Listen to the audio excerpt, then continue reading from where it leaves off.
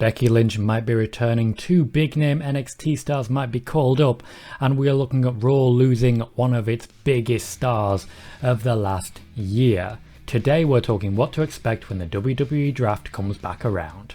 Hello everybody, I'm Tom Colohue. I'm the guy correctly reporting about the Karrion Kross and Jeff Hardy feud. I'm the guy correctly reporting about when Becky Lynch will return, because it's certainly not Money in the Bank. And I'm the guy correctly reporting about Sonya Deville's return schedule. Today we're talking the draft, which is happening originally after SummerSlam, but now it's been pushed back to September-October time later in the year. This gives time for storylines to play out and changes to be made, and also big name returns like the one I mentioned at the top of the show. We do daily wrestling news videos, predictions and spoilers here on this channel, so if you're interested in wrestling news, please do click subscribe. I have 10 names that I expect to see switching brands from either Raw to SmackDown, SmackDown to Raw, or indeed from NXT. I'm going to break them down 10 to 1. Let me know in the comments who you think will be moving brands, and be sure to click like as you go. Number 10. Dakota Kai. Dakota Kai is someone who for a long time now I thought has been ready to move to SmackDown. She's been sort of a part-time player on NXT recently in the background of the Raquel Gonzalez title feud, but obviously now that we know that she'll be challenging Gonzalez at NXT TakeOver, it's really telling what all of this hanging around was for. For me, Dakota Kai screams SmackDown with her overall style and work rate. However, at the moment, a lot of people have moved to SmackDown recently, particularly in the women's division, so I think Dakota Kai will be moving to Raw. That does mean that I do not believe Dakota Kai will be winning the NXT Women's Championship. That's absolutely fine from where I'm sitting, because Dakota Kai has a lot of championships in her future. Number 9. Cesaro. Cesaro for me needs to move from SmackDown to Raw. He's already faced pretty much everyone on SmackDown, and short of dropping down to the Intercontinental Championship, he's really not had the rub of the green recently. He got the big match against Roman Reigns, but that's basically all he's had for a while after beating Seth Rollins at WrestleMania in what was supposedly a coming out party for the Cesaro section. What's actually happened is that Cesaro lost conclusively and has not recovered his momentum since. A move to Raw where he could take on Bobby Lashley, Sheamus, Damian Priest and a number of other people there, where he could really showcase his overall strength if someone like Braun Strowman does return, could be very good for the Swiss Superman and really showcase the range of talents he has instead of just showcasing he's strong and he likes to uppercut. I think Cesaro needs a move, and I think he's getting one to Raw. Number 8. Bianca Belair.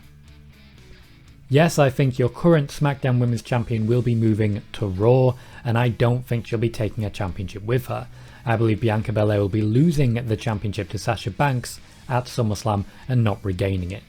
One of the main reasons I want her to move to Raw is because I think she's basically faced everyone at the top of SmackDown already. A move to Raw would mean she can physically body slam Nia Jax, something that the WWE have been looking to do for a while in a Hogan-Andre ripoff in the women's division. Bianca Belair, for me as much as anything, needs to get away from Sasha Banks and Bayley, and while Bayley is admittedly injured, Bianca moving over to Raw gives her so many options. A feud with Doudrop, a feud with Asuka, a feud with Charlotte Flair or Rhea Ripley. There are suddenly options in every possible direction for Bianca Belair, and it will allow the WWE to maintain her momentum after losing her championship. I don't necessarily want her immediately winning a championship again by any means, but I do feel a move across to Raw, a number of high profile but low impact feuds that don't involve any championships, could build her up ready for another go around Royal Rumble WrestleMania time, and also give her an opportunity of potentially being a Queen of the Ring as well. Number 7. Big E. Briefcase and all, I see Big E moving to Raw. You may notice that this is a bit SmackDown to Raw heavy at the moment, but don't worry, that'll be balanced out very, very shortly.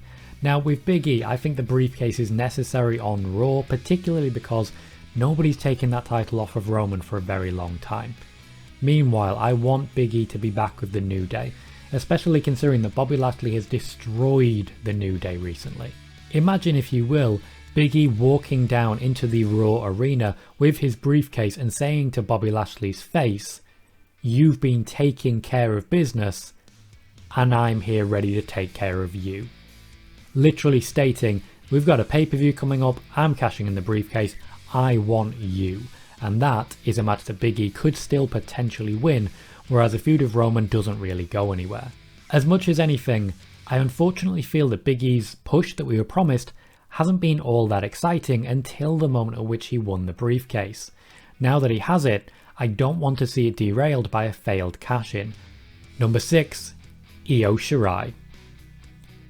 Io Shirai coming up from NXT is a no-brainer. She hasn't been heavily featured recently, and even though she's at least in an NXT storyline at the moment, is one that they could very easily get her out of. Io Shirai I initially thought would be heading to Raw, but now I'm convinced that Bianca Belair might be moving, so Io Shirai to SmackDown to balance that out is the way to go for me. It also immediately gives us some great options, the most obvious and glaring one being a proper feud between Io Shirai and Sasha Banks. It also immediately gives us an opportunity for Io Shirai versus Becky Lynch, who is on the SmackDown roster internally. We also have the option of Io versus people such as Zelina Vega and Liv Morgan, and if you listen to number 2 on the list, there is a very good and exciting possibility there as well. I think Io's work rate and style and high-flying ability lends itself to SmackDown a lot more than Raw. Number 5, Kevin Owens. Kevin Owens has been thrown against Roman Reigns time and time again, and unfortunately he has never been able to get the job done. Since then, I do feel that he's been used well, but has certainly lost momentum. He's been very powerful backstage, and at the moment, working with Baron Corbin, I think there's a long-term storyline there. I just don't necessarily know what that long-term storyline is. For me, that's exciting. When it comes to Owens though, he is a top-level talent. And while AEW may be getting CM Punk, tune into spoiler warning for more news on that, Kevin Owens is a ready-made CM Punk style character if they just let him go with the microphone. The WWE have people who can compete, they just need to use them better. And I'm very excited by the idea of Kevin Owens moving over and immediately walking into the top level. I do think Big E versus Lashley would come first, but Owens versus Lashley is still very exciting. Owens has a number of people he could work for on the way, and Owens versus Sheamus feud, for example, right now, could be very exciting considering the style that Sheamus has been using for his matches. That sort of hardcore bruiser style lends itself to Kevin Owens, who's very inventive in matches like that. I feel as much as anything that without further championship reigns, Kevin Owens risks having a career that starts to stagnate at this point. He is top caliber. The WWE could be doing so much more with him, and I really hope they start sooner rather than later. Number 4, Shayna Baszler. Talking about a career that stagnated, Shayna Baszler has not been able to buy a win in months. Gone are the days when she walked into the Elimination Chamber and destroyed absolutely everyone, and gone are the days when Shayna Baszler and Nia Jax are entertaining and destructive and a real force. Instead, Shayna Baszler's the weaker sidekick, the bottom rung of the barrel at times, and very, very easy to roll up. She's just very weak to a schoolboy apparently. My hope is that we see Shayna Baszler swap over to the other side, take on Sasha Banks, take on Liv Morgan, take on Zelina Vega, Carmella. There are so many people there that she could rinse through. Give me Nox versus Baszler. There's history there, for example. Baszler for me is a ready-made Queen of the Ring. The Queen of Spades could well be the Queen of SmackDown, but she has to get over there first before we can really get started in that division. For me, Shayna Baszler could literally just run through the entire division week on week to get to the top, and she would be the greatest competitor to Sasha Banks that she could possibly have. Number 3, AJ Styles. AJ Styles does not feel like a big deal on Raw, and AJ Styles is a big deal. For my money, AJ Styles is the greatest wrestler in the world, and on SmackDown he's always been treated as a top level competitor. If he walks over to SmackDown, he immediately could walk into a feud with Roman Reigns very, very easily and deliver real top quality programming with literally anybody on the roster. Yes, this might mean the breakup of his tag team with Omos. He could bring Omos with him, for example, but I do feel that AJ Styles feels like a much bigger deal on SmackDown. Right now, with the talent you have, AJ Styles could walk into a feud, another one with Shinsuke Nakamura, he could take a championship from Apollo Crews, he could continue a feud with Kevin Owens, who's already there of course. He could also, most tellingly, renew hostilities with Seth Rollins, which would turn AJ Styles face. I have no issue with that, the fans are already actively doing it. And I'd like more from AJ Styles and Seth Rollins. We had a 1-month feud and a 1 pay-per-view match. These two can deliver magic, you've just got to get them in the ring. Plus, I don't think I've seen enough of AJ Styles versus Rey Mysterio. Number 2, Sonya Deville. Technically, Sonya Deville is not on any brand at the moment, but she's internally listed as a Smackdown superstar. I would like to see her move to Raw. Sonya Deville, for me, can take on anyone in that Raw locker room. You give me Sonya versus Charlotte, I'm invested. You give me Sonya versus Rhea, I'm invested. You give me Sonya versus anyone and I'm invested. And the Raw Women's division really needs top level people. Sonya Deville's storyline before this made her a major attraction. All you have to do is slot her in and give her the chance to go, and she will deliver for you. Sonya Deville's style, particularly the aggressive MMA style, will be really valuable when Ronda Rousey eventually returns, and really valuable after the draft when Becky Lynch moves from SmackDown to Raw. Sonya Deville, for me, has champion written all over her, and has done for a very long time.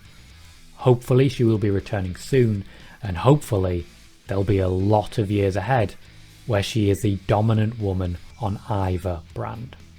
And finally, number 1, Drew McIntyre. The Scottish psychopath will be returning to SmackDown, and this is the one that I'm the most confident of. Roman Reigns has The Rock lined up against him, but will brush him off with ease. You need someone built up to defeat Roman, and there is someone who has never beaten Roman on time after time after time again of trying, and that is Drew McIntyre. Right now on Raw, Drew is wrestling Jinder Mahal, but he's been a fighting champion, and Drew has basically run through everybody on Raw already. He's been their biggest star for over a year, and it's time to make a change. For once in his life. McIntyre on SmackDown immediately gives you an absolute power player, someone who can work with a heel-heavy roster and work his way up, really work with Jay and Jimmy Uso, Apollo Crews, be a real equal to Commander Aziz, for example, and work his way up that way. He can work with Sami Zayn as well, to really get to a point where Roman is the only person left standing in his way. I do feel, looking at the current division, that the next Universal Champion will be Drew McIntyre. So that's it, 10 predictions for who will be moving between SmackDown, Raw and NXT in the WWE Draft.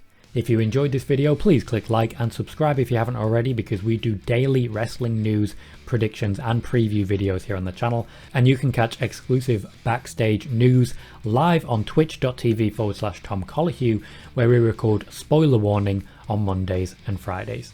I've been Tom Colohue, these have been my predictions, thank you very much for watching.